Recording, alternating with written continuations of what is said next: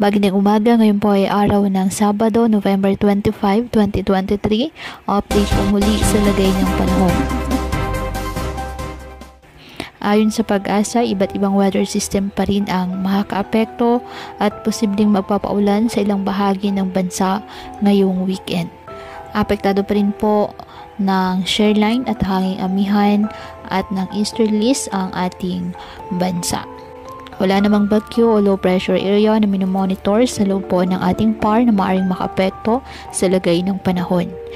Ngunit ngayong araw, may tsansa po ng mga pag-ulan sa Apayao, Cagayan, Isabela, Aurora, Quezon, pati po silang bahagi ng Southern Luzon kasama ng Bicol Region. Malalakas na mga pag-ulan sa ilang lugar katulad po sa Mindoro Provinces, pati po sa Cagayan Valley. Maaaring magtuloy-tuloy hanggang sa Linggo.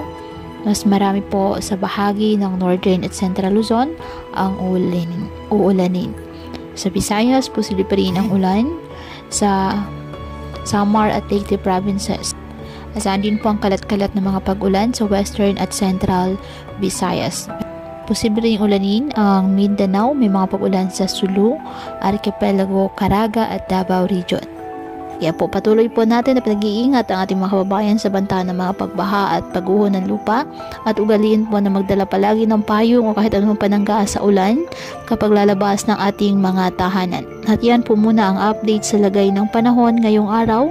Muli patuloy po tayo na mag-ingat at palaging tandaan, God loves you. Stay safe and God bless.